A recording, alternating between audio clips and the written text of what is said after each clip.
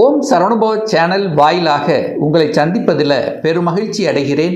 இன்றைய பதிவு மே மாத ராசி பலன்கள். இந்த மே மாதத்தினுடைய கிரக நிலைகளை பார்க்கலாம். அப்படி பார்க்கும்போது மேசத்தில் சூரிய பகவானும் புதன் பகவானும் அமர்ந்திருக்க, ரிஷப மனையில் சுக்கிரன் வீற்றிருக்க, மிதுன மனையில் குரு பகவான் அமர்ந்திருக்க, ராகு பகவான் பார்த்தீங்கன்னா கும்பத்திலும், கேது பகவான் சிம்மத்தில் அமர்ந்திருக்க, சனி பகவானும் செவ்வாயும் இரண்டு கிரகங்கள் மீன மனையில் அமர்ந்திருக்கு. ஸோ இந்த மே மாதம் கிரகங்களுடைய பெயர்ச்சி என்ன இருக்குது அப்படின்னு பார்க்கும் பொழுது, இந்த மே மாதம் 11ஆம் தேதி செவ்வாய் பகவான் மீனத்திலிருந்து மேசமனைக்கு பெயர்ச்சி ஆகிறது.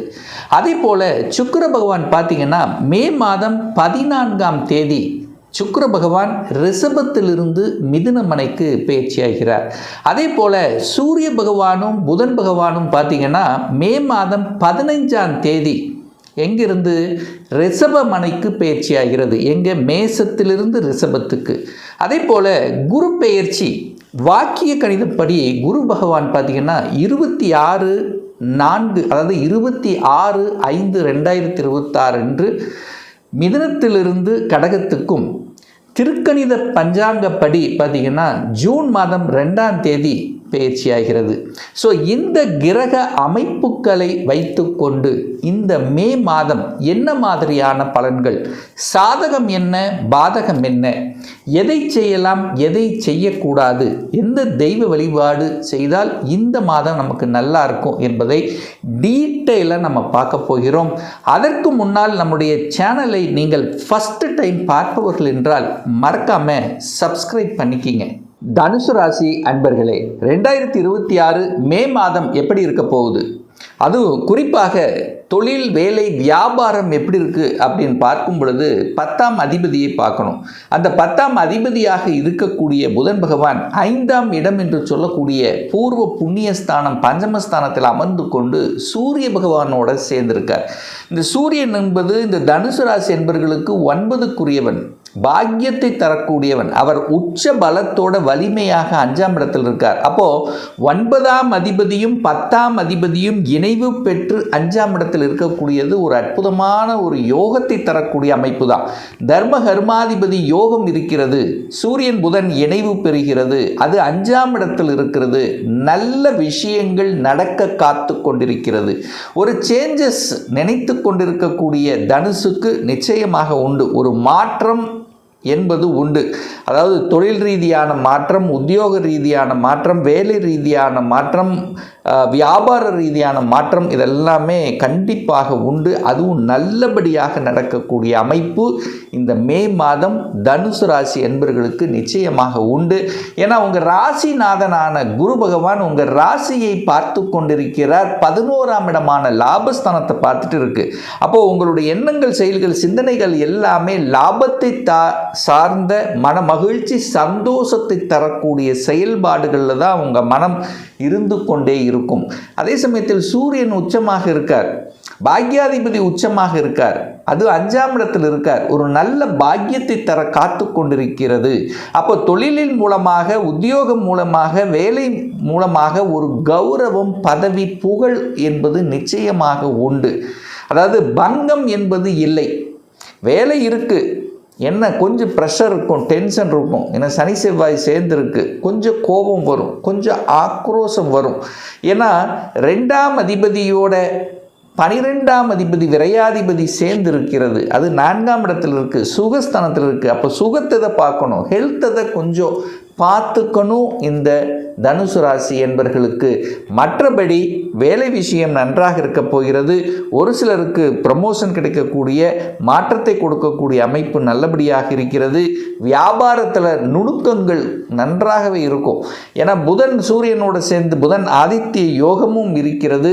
அதே சமயத்தில் 5ஆம் அதிபதி 5ஆம் இடத்திலேயே ஆட்சி பலத்தோட வலிமையாக இருக்கக்கூடிய மாதம் இந்த மே மாதம் சொல்லுவேன். எப்போ வருது அப்படின்னா, இது மே மாதம் 11ஆம் தேதி 5ஆம் அதிபதி வலிமை பெறுகிறது அப்படின்னு அர்த்தம்.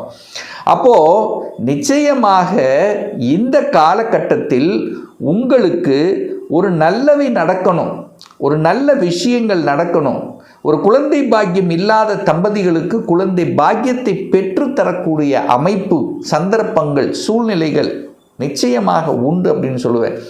அதே சமயத்தில் குழந்தைகள் நலனில் அக்கறைங்கிறது ரொம்ப அதிகமாக இருக்கும் இந்த தனுசு ராசி என்பர்கள். குழந்தைகளுக்காக ஏதாவது செட்டில் ஆகணும், அவங்க படிப்புக்கு செட்டில் ஆகணும், அவங்க ஆசைகள் கனவுகளை நிறைவேற்றணும். ஸோ இதை சார்ந்த எண்ண ஓட்டங்கள் அதிகமாக இருக்கும் தனுசு ராசி தனுசு லக்ன அன்பர்களுக்கு அப்படிங்கிறத ஸ்ட்ராங்காக சொல்லுவேன். அதே சமயத்தில் 9, 10 இணைஞ்சாலே தர்ம காரியங்களில் ஈடுபடக்கூடிய அமைப்புகள் உண்டாக்கும். இப்போ நீங்கள் ஒரு வருஷமாக சம்பாதிச்ச ஒரு குறிப்பிட்ட ஒரு அமௌண்ட் எடுத்து ஏதாவது ஒரு தர்ம காரியங்களில் ஈடுபடணும், பொது சேவைகளில் ஈடுபடணும் அப்படிங்கிற எண்ணம் அதிகமாகவே இந்த தனுசுக்கு இருக்கும். தனுசுக்கு பொதுவாகவே தர்ம காரியங்களில் பொதுநல சேவையில் ஈடுபடணுங்கிற எண்ணம்ங்கிறது கண்டிப்பாக உண்டு, அதில் எந்த மாற்று கருத்து இல்லை. பட் இந்த மாதம் இந்த மாதிரி ஏதாவது ஒன்று செய்து உங்களுக்கு ஒரு பெயரையும் புகழையும் பெற்றுத்தரக்கூடிய அம்சம் நல்லபடியாக இருக்கிறது இந்த மே மாதம் தனுசுக்கு. பொருளாதாரம் பற்றி நீங்கள் கேட்டிங்கன்னா 2ஆம் அதிபதி 4ஆம் இடத்தில் உட்கார்ந்துருக்கார், சுகஸ்தானத்தில் உட்கார்ந்துருக்கார். குரு பகவான் ஒரு ராசியை பார்த்துட்ருக்கார். இந்த குரு பயிற்சிக்கு அப்புறம் அந்த குரு பகவானும் சனி பகவானும் பார்த்துக்குது. அப்போது பொருளாதார ஏற்றங்கள் கண்டிப்பாக உண்டு. இந்த மே மாத இறுதியில் இருந்தே படிப்படியான முன்னேற்றம் தனுசு ராசி தனுசு லக்ன அன்பர்களுக்கு. பொருளாதார ரீதியில் நீங்கள் துறை சார்ந்த எதில் இருக்கிறீங்களோ அதில் முன்னேற்றத்தை காணக்கூடிய அமைப்பு உங்கள் கண் முன்னாடியே நிற்கும். அதை கெட்டியாக பிடித்து கொள்வது தனுசுக்கு சிறப்பு. அதே சமயத்தில் குடும்பத்தில் சின்ன சின்ன கருத்து வேறுபாடுகள் யாருக்கெல்லாம் இருக்கிறதோ அதெல்லாமே சரியாகக்கூடிய வாய்ப்புகள் உண்டு. ஒரு ஈகோ கிளாஸ், ஏதோ ஒரு வகையில் ஒரு வகையில் ஒரு தொந்தரவு இருக்குது, ஒரு பிரச்சனை இருக்குது, குடும்ப உறுப்பினர்களோட ஒரு கருத்து வேற்றுமை இருக்குங்கிறவங்களெல்லாம் இந்த மே மாதம் இறுதியில் அது சரியாகும். அல்லது நீங்கள் ஒவ்வொருத்தரும் புரிந்து கொள்ளக்கூடிய அமைப்பு, கணவன்னா மனைவி விட்டு கொடுப்பது, மனைவி என்ன கணவன் விட்டு கொடுப்பது, 2 பேரும் சம்பாதிப்பது ஒரே குடும்பத்துக்காக தான் அப்படிங்கிற அந்த பொதுநல உணர்வுங்கிறது கண்டிப்பாக ஏற்படுத்தும். அப்போ குடும்ப உறவுகளில் இருந்து வந்த கசப்புணர்வுகள் விளக்கக்கூடிய ஒரு மாதம் இந்த மே மாதம் அப்படின்னு சொல்லுவேன். அதுவும் இறுதியில் வேலை நல்லபடியாக இருக்குன்னு அது சொல்லிட்டேன். வேலை பற்றி நீங்கள் பெருச பாதிப்பு என்பது இல்லை. வேலை இல்லாதவர்களுக்கு கண்டிப்பாக வேலை அமைத்து கொடுத்து விடும். ஏன்னா 6ஆம் அதிபதி 6ஆம் இடத்திலேயே ஆட்சி பலத்தோட ஸ்ட்ராங்காக இருக்கார். 6ஆம் அதிபதி உங்கள் ராசிநாதனோட சேருத. அப்போ உங்களுடைய முயற்சியால் கண்டிப்பாக வேலை இல்லாதவர்கள் அல்லது வேலை தேடிக்கொண்டிருப்பவர்களுக்கு வேலை நிச்சயமாக உண்டு. இதில் மாற்று கருத்து என்பது இல்லை. 4ஆம் இடத்துல செவ்வாய் பகவான் உட்கார்ந்துருக்கார், சனி பகவான் உட்கார்ந்துருக்கார். 2ஆம் அதிபதி தனக்கு 3ஆம் இடமான இடத்துல இருக்கிறதுனால இந்த பழையது என்கின்ற அந்த விஷயத்தின் மேலே ஆர்வம் அதிகமாக இருக்கும் தனுசுக்கு. ஒரு வீடு வாங்கணும்னா பழைய வீட்டை வாங்கிட்டு அதை ஆல்டர் பண்ணிக்கலாம். ஸோ அந்த பழசு அப்படிங்கிற தன்மை, வாகனம் அதே மாதிரி தான். பழைய வாகனங்களை வாங்கி ஓட்டிவிட்டு அதுக்கப்புறம் பார்த்துக்கலாம். ஸோ அந்த பழசு அப்படிங்கிற அந்த தன்மை என்பது நிச்சயமாக உண்டு இந்த தனுசுக்கு. அதே சமயத்தில் பார்த்திங்கன்னா இந்த ஹெல்த்துக்கு கொஞ்சம் அக்கறை எடுத்துக்கொள்வது சிறப்பு. ஏன்னா 6ஆம் அதிபதி ராசிநாதனோட சேருதல்லவா, அப்போது ஹெல்த்துக்கு முக்கியத்துவம் தர வேண்டும் தனுசு ராசி அன்பர்கள். ஏன் சொல்கிறேன்னா, ஆஃப்டர் குரு பயிற்சிக்கு அப்புறம் ராசிநாதன் 8ல் போய் மறைகிறார். அப்போது உங்களுக்கு மறைந்துள்ள சில விஷயங்கள், இதுவரைக்கு ஹெல்த் சார்ந்த விஷயங்கள், அக்கறை எடுத்துக்கொள்ளாதவர்கள், சரியான உடற்பயிற்சி இல்லாதவர்கள், உணவு கட்டுப்பாடு இல்லாதவர்கள்லாம் கொஞ்சம் கட்டுப்பாடு அப்படிங்கிறது உங்களுக்கு புரிஞ்சிடும். ஸோ அதை நீங்கள் கரெக்டாக பேணி காக்கக்கூடிய சந்தர்ப்ப சூழ்நிலைகளை உருவாக்கும். அப்போ என்னென்னா, ஹெல்த்துக்கு இம்பார்ட்டன்ஸ் கண்டிப்பாக கொடுப்பீர்கள் அப்படிங்கிறது தான் அமைப்பு. தந்தை சார்ந்த விஷயங்கள், ஏன்னா தந்தை என்று சொல்லக்கூடிய சூரிய பகவான் உச்சமாக உட்கார்ந்துருக்கார். அவர் 15ஆம் தேதிக்கு அப்புறம், மே 15க்கு அப்புறம் 6ஆம் இடத்துல போய் அமருது.